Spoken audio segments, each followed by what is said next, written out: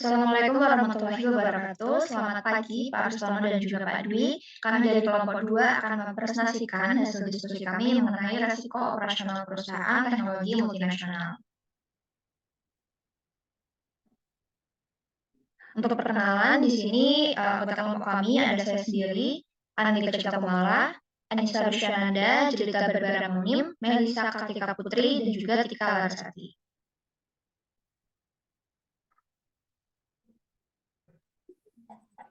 Untuk yang awal, ada gambaran umum dari kasus.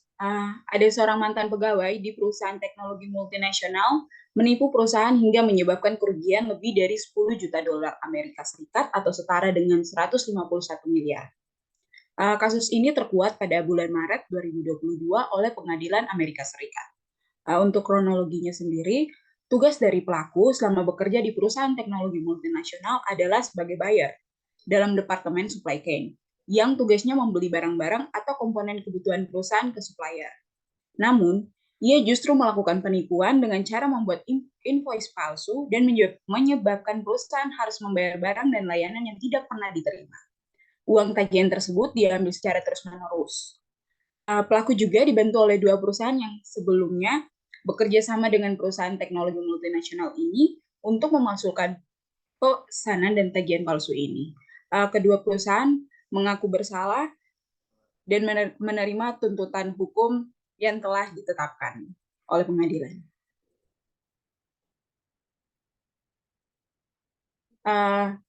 Pelaku menghadapi 5 tuntutan. Yang pertama ada menghadapi tuntutan konspirasi untuk penipuan, yang kedua ada pencucian uang, yang ketiga penipuan terhadap negara Amerika Serikat, dan yang terakhir atau yang keempat menghindari pajak karena menyalahgunakan jabatannya pada bagian layanan rantai pasok global. Tuntutan ini mengakibatkan pelaku harus dipenjara selama maksimal 20 tahun atau penyitaan aset properti yang ia beli sebanyak 5 juta dolar atau setara dengan 78 miliar.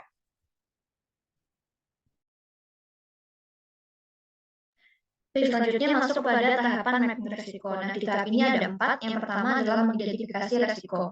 Di sini kami menemukan ada 3 resiko yang dihadapi, yaitu adanya putusnya hubungan dengan vendor supply chain. Yang kedua, kerugian perusahaan dengan jumlah yang besar, yaitu 151 miliar atau 10 juta dolar Amerika Serikat. Dan yang ketiga, citra buruk perusahaan akan adanya konflik internal di mata masyarakat. Nah, di tahap kedua ini adalah menentukan skala prioritas resikonya, di mana yang paling awal itu adalah yang paling besar resikonya, yaitu kerugian perusahaan dalam jumlah yang besar, yang kedua baru putusnya hubungan dengan vendor supply chain, dan yang ketiga citra buruk perusahaan akan adanya konflik internal. Kemudian di tahap yang ketiga, ini adalah fokus pada risiko yang paling relevan dan memiliki dampak yang paling besar. Nah, dalam hal ini risiko yang paling besar dampaknya adalah kerugian perusahaan karena nilainya sudah mencapai 191 miliar. Nah, yang tahap keempat atau tahap terakhir adalah mengelola risiko. Dari kasus ini masuk ke dalam risiko SDM perusahaan atau pada risiko spekulatif atau risiko yang disengaja.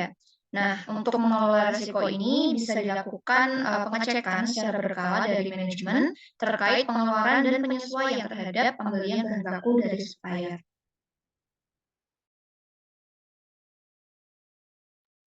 Baik, selanjutnya di sini ada analisis sekuen resiko, di mana sumber resikonya adalah penipuan oleh pegawai, lalu risk faktornya kondisi yang menaikkan kemungkinan kerugian adalah keinginan mendapatkan uang dengan mudah, dan exposure terhadap resiko adalah perusahaan yang bisa dirugikan melalui penipuan atau penggelapan dana yang nantinya akan menyebabkan kerugian. Untuk proses analisis sekuen dari bagian yang tadi itu menunjukkan adanya sumber resiko, yaitu penipuan oleh pegawai. Penipuan oleh pegawai ini bisa menyebabkan penggelapan dana dan kerugian bagi perusahaan teknologi multinasional. Kemudian ada faktor resiko yang dapat mempercepat terjadinya resiko. Risk faktor tersebut meningkatkan kemungkinan terjadinya penggelapan dana. Nah, jika terjadi penggelapan dana, maka perusahaan teknologi multinasional akan dirugikan. Kemudian, kejadian penggelapan dana yang tidak diinginkan ini yang dapat mengakibatkan kerugian.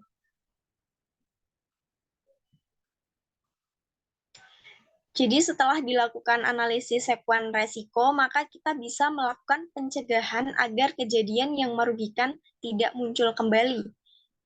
Faktor pegawai di sini tidak bisa dihilangkan karena pegawai merupakan sumber daya manusia yang dibutuhkan oleh perusahaan. Nah, oleh karena itu, perusahaan teknologi multinasional ini dapat menghindari risk faktor, misalnya dengan melakukan pemeriksaan dokumen secara berkala, terutama pada invoice dari pihak manajemen ke departemen supply chain. Selanjutnya ini ada analisis tipe resiko. Kasus penggelapan dana oleh pegawai perusahaan teknologi multinasional ini termasuk ke dalam tipe resiko operasional karena mencakup resiko yang bersumber dari manusia, yaitu integritas karyawan yang kurang, sehingga karyawan bisa menggelapkan uang perusahaan atau melakukan aktivitas di luar wilayah otoritasnya. Definisi resiko operasional.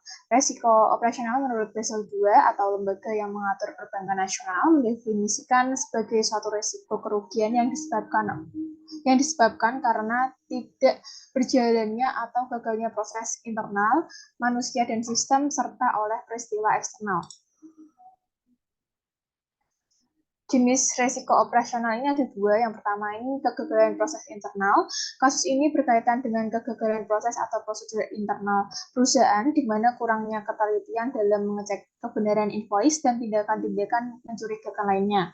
Yang kedua, kegagalan mengolah sumber daya manusia. Kasus ini juga disebabkan oleh karyawan secara disengaja, sehingga hal ini dibutuhkan pengolahan sumber daya manusia yang lebih ketat agar menghindari hal serupa tidak terjadi kembali.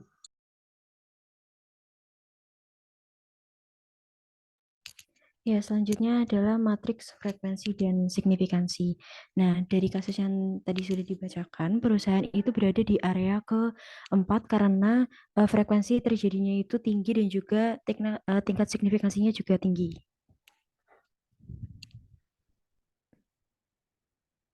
Nah, pengukuran risiko yang terjadi pada kasus ini adalah dengan menggunakan matriks frekuensi dan signifikansi yang termasuk ke dalam tindakan kecurangan pegawai. Nah, frekuensi terjadinya kasus ini dapat dikategorikan ke dalam cakupan sering karena pernah terjadi human error yang serupa beberapa kali meskipun tidak dalam waktu yang berdekatan. Signifikansi kasus ini juga tergolong tinggi dikarenakan perusahaan harus menanggung kerugian finansial yang cukup besar. Nah, dari penjelasan tersebut serta kita lihat dari matriks yang sudah ditampilkan sebelumnya, maka resiko operasional yang terjadi pada perusahaan ini tergolong ke dalam resiko yang tinggi atau berada di kuadran 4. Nah, ini merupakan data kasus human error di perusahaan teknologi multinasional, yaitu kasus pertama terjadi pada tahun 2014 sampai 2018, kasus kedua terjadi pada tahun 2015, dan kasus ketiga terjadi pada tahun 2022.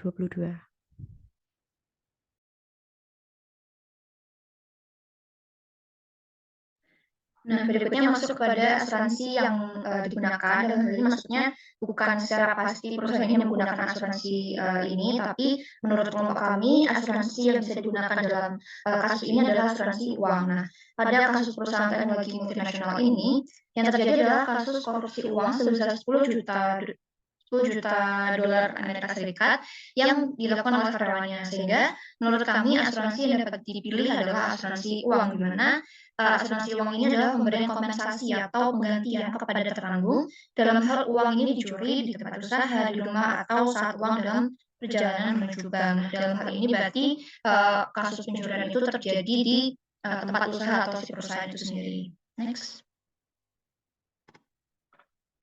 Nah, kemudian untuk kerugian yang dialami, ini masuk ke dalam kategori kerugian tidak langsung. Kerugian tidak langsung sendiri adalah kejadian buruk yang berdampak secara tidak langsung terhadap kerugian yang dialami perusahaan. Nah, pada perusahaan teknologi multinasional ini terdapat kejadian penipuan dan penggelapan dana yang masuk ke kerugian tidak langsung karena mengganggu aktivitas operasional perusahaan, yang dimana seharusnya stok dari komponen-komponen produksi itu harusnya sesuai dengan apa yang dibeli, tapi karena adanya pemalsuan invoice, maka stok itu tuh nggak ada. Jadi barang-barang yang dipesan itu tidak ada mengakibatkan terganggunya proses operasional si perusahaan. Sehingga dari perusahaan ini juga harus mengeluarkan ekstra dana untuk menutupi kerugian dan untuk membeli bahan baku yang dibutuhkan oleh perusahaan.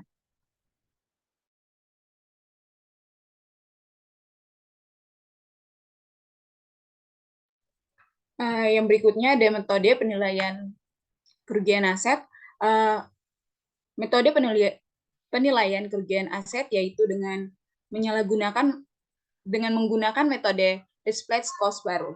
Karena pada kasus penggelapan dana di perusahaan teknologi multinasional, pelaku yang bertugas untuk membeli barang atau komponen yang dibutuhkan perusahaan memalsukan invoice sehingga perusahaan teknologi multinasional ini harus membayar tagihan tanpa mendapatkan fisik barang. Hal ini membuat perubahan perusahaan teknologi multinasional harus mengeluarkan biaya dengan nilai yang sama untuk membayar tagihan serta membeli barang atau komponen baru yang sama. Untuk pengendalian risikonya sendiri terdapat dua. Yang pertama ada pre-loss minimization atau yaitu pengecekan secara berkala dari manajemen terkait pengeluaran dan penyesuaian terhadap pembelian bahan baku dari supplier. Melakukan audit perusahaan internal secara rutin. Untuk yang kedua yaitu post-loss minimization yang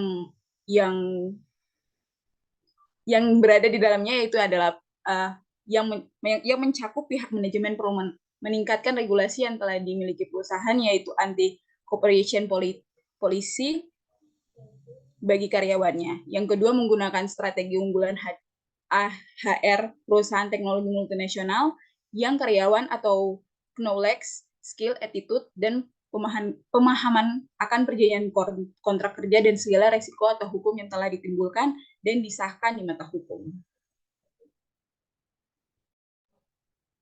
Baik, itu tadi materi yang bisa disampaikan oleh kami dari kelompok 2. Terima kasih atas perhatian Pak Ruswana dan juga Pak Dwi. Kami juga mohon maaf apabila dalam penyampaian materi masih banyak kekurangan. Terima kasih. Wassalamualaikum warahmatullahi wabarakatuh.